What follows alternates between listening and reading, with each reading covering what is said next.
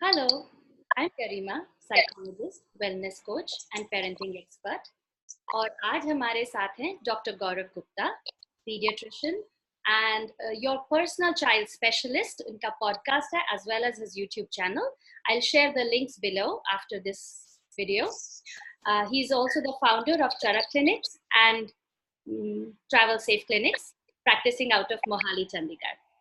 Welcome, Dr. Gaurav Gupta, on the Body Nirvana channel. Hi Garima, thanks for having me on the show. आज का हमारा सबसे बड़ा important topic ये है कि पूरे इंडिया में बहुत गर्मी होती जा रही है. So parents are really concerned about how to take care of their child. So if you could please share from a pediatrician's point of view, what are some of the precautions that we should take in this heat? Sure. So we can divide this to make it simple into three parts. What the children should eat or drink, what activities the children should or should not do, and what type of clothes they should wear. So this is a simple way of dividing what things can be done during the summers. Excellent. So could you share about the foods? Yeah. So let's start with the foods. The simplest way I always tell parents is to go to your regular vegetable market, fruit market, and just see what is available off the shelf. Look for local, seasonal fruits rather than stuff which is coming from a storage. So for example, right now we have lots of watery, juicy fruits like whether it is tarbooj, kharbuja, papita, and mango. Fairly soon we'll be starting getting lychee also. So look for these stuff, and if you give these to your children, you really can't go wrong. They have everything the kid needs in summers, which means they have water, they have electrolytes and minerals, and they also have sugar in the form of carbohydrates. So everything which a child needs as far as fruits are concerned is there in these fruits. So इसमें protein वगैरह की कमी नहीं हो जाती है बच्चों को if they don't eat like chole, rajma and चने etc. eggs? Okay, so we are talking about something which is a special requirement for the summers. Proteins are not something which are specially required for summers, and so we are not looking at a diet which is high protein diet, because proteins, in fact, when they get burned in the body, they do produce a fair amount of heat. So definitely each child will require fat, and they will require proteins, and they will also require carbohydrates along with minerals and fluids, etc. But we are talking about what is lost more in summers and what we really need to replenish in summers. Okay. And in this situation, we are talking about fluids, we're talking about namak, electrolytes, and we're talking about carbohydrates, because sugar level tend to fall faster in this situation. Okay. And about any vegetables, etc. specifically? Yeah, so again, whatever is being locally grown, if you're growing it in your house also, that's wonderful. But if you're having it in a local vegetable store, things like kheera, things like kakdi, palak, these are green, leafy, they have a fair amount of water content, and also they have a good amount of iron. So all of this is wonderful. You really can't go wrong if you shop in the right place.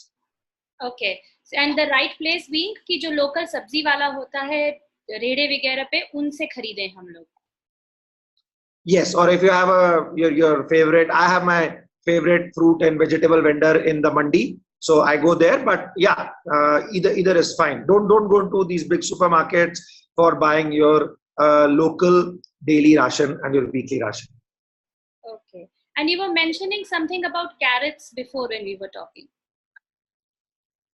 Yes. So now it's getting really hot. So the carrots that we are getting now are not from the local produce, we're getting them from cold storage. Now, while this may still be good for fiber, it's not really a good source of vitamins, especially the vitamins which get destroyed with cold storage, like B complex and vitamin C, etc.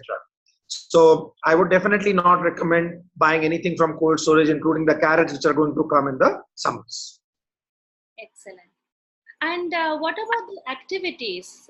Can we let the children go out to play in this kind of heat? Yeah, so 12 to 4 is the time when the sun is really, really burning hot, and that's the time when outdoor physical activities should ideally be avoided. But you can definitely do indoor activities, and any activity which really cools you down, like swimming, for example, is really awesome. So avoid outdoor activities during this time, and beyond this it's wonderful. Summers are an excellent time to do physical activity because your body is relatively loose and you're likely to feel much sweat much more, you're likely to lose a lot of fluids. But if you take care of your fluids, replenish them with things like coconut water, nimbu pani, etc., you're really good to go as far as summer activities are concerned. तो बच्चे को अगर बहुत sweat आ रहा है, पसीना आ रहा है, तो it's not a problem really? Oh, it's wonderful. I mean, I really love the fact that whenever we are playing a lot in the summers, we really sweat a lot. So we can lose a lot of our toxins through the sweat. And if we replenish them properly, it's really good because you tend to lose weight during summers also if you exercise well. And as far as kids are concerned, they can really build up their body very well in the summers, which sometimes can be an issue during the winters because of the stiffness, because of the large number of clothes that they have to wear. So for flexibility, summers is a good time to do all kinds of activities. Okay. But then any other kind of precautions, like what type of clothes to wear, etc.? Right. So, I mean, obviously clothes do become to some extent dependent upon the activity that you're doing, but definitely as far as possible, whether you're doing some activity or whether you're at home, loose cotton clothes are the way to go. So if you are wearing something which is natural from cotton, you really can stay quite healthy as far as summers are concerned, and you don't really need to worry too much about excessive sweating in that situation.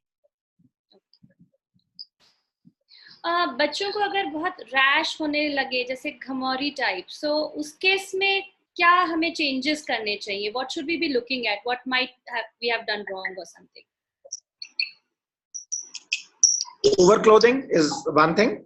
Wearing things like nylon clothes, for example, which we tend to wear for doing some physical activities and not changing fast enough, not taking a proper shower before and after doing any activity. For swimming, this is important both times, before and after. And for other physical activities, it is important after you have taken a bath. And then just using any dusting powder on your body. All these are the most important reasons why you will have a rash during summers. If it's really bad, then you probably need to contact your pediatrician to look for things like a fungal infection, which may need to be treated with over-the-counter medicines. But in that case, it's best to see a child specialist or a skin specialist. And during this time, can we expect कि कोई कमी वगैरह हो सकती है body में? Any supplements, etc. required? So, as I said, most important would be fluids. Next would be electrolytes, and to some extent, you can take B complex vitamins because we tend to get a typical history from mothers and parents that child is not eating a lot in the summers. Correct. Now, since this is an issue in the summers itself, the primary reason for this is the fact that the child feels quite hot, and in that case they tend to eat less, and this is compensated by the fact that they drink more and they're taking more fluids.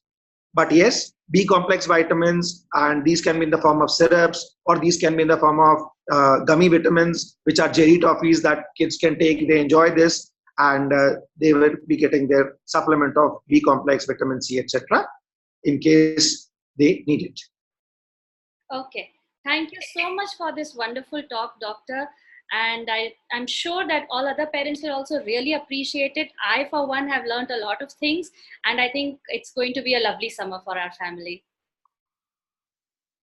Thanks, Garima. Thanks for having me on the show. It was really awesome to interact with you, and I hope that parents and caregivers of children will really benefit from all of this. I would definitely suggest that in case they want more child health information, since I'm a child specialist, they can switch on to my podcast at Your Personal Child Specialist, and they can log on to my YouTube channel as well. Yes, I have heard your podcasts and I really enjoy them and appreciate them. They are full of a lot of information and in fact wisdom that's really helpful. So thank you once again for joining us. Thank you and bye-bye.